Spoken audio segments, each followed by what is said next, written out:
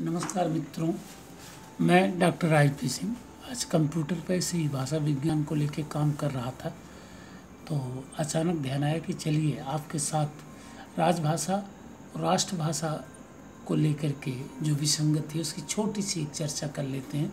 तो मित्र, पहली बात तो ये ध्यान रखें कि हिंदी संविधान के आधार पर राजभाषा तो है, लेकिन राष्ट्रभाषा हम सम्मान के लिए, मानद पद के लिए भले कह दें, राष्ट्रभाषा हिंदी को कहीं नहीं कहा गया। और हो सकता तो कैसे इसी छोटे से वीडियो में बात करेंगे। तो सबसे पहले संविधान में स्वीकृत राजभाषा संबंधी अनुच्छेद तथा धाराएं इस प्रकार हैं। इनकी संख्या कुल 11 है।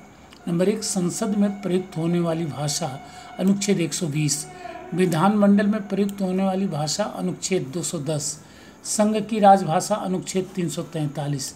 नंबर 4, राजभाषा के लिए संसद का आयोग एवं समिति अनुच्छेद 344। नंबर 5, प्रादेशिक भाषाएं, तो राज्य की राजभाषा या राजभाषाएं अनुच्छेद 345, और एक राज्य और दूसरे राज्य के बीच में अथवा राज्य और संघ के बीच में संचार के लिए राजभाषा अनुच्छेद 346 एवं अनुच्छेद 347। नंबर 6, उच्चतम न्यायालय और उच्च न्यायालयों में तथा अधिनियमों, विधेयकों आदि में प्रयोग की जाने वाली भाषा जो है अनुच्छेद 348। 7वां है भाषा संबंधी कुछ विधियों के अधिनियमित करने के लिए विशेष प्रक्रिया अनुच्छेद 349। नंबर 8, विशेष निर्देश, इसके लिए अनुच्छेद 350। यह मित्र ध्यान रखें कि 7वें संविधान संशोधन अधिनियम 1959 द्वारा 2 नए अनुच्छेद 350 तथा 350 संविधान में शामिल किए गए हैं ताकि भाषाई अल्पसंख्यकों का संरक्षण हो सके।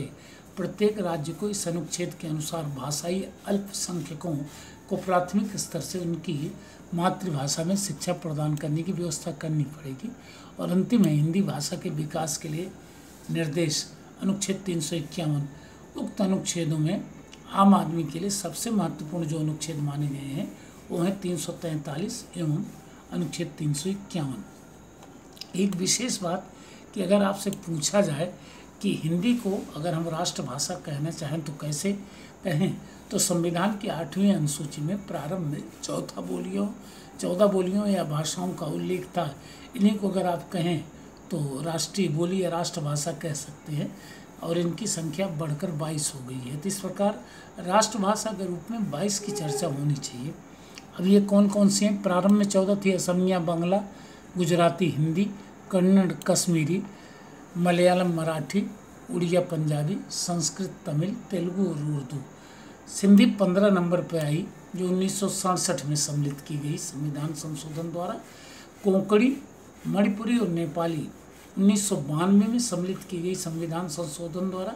और बोडो, डोगरी तथा मैथिली और संथाली 2003 में सम्मिलित की गई।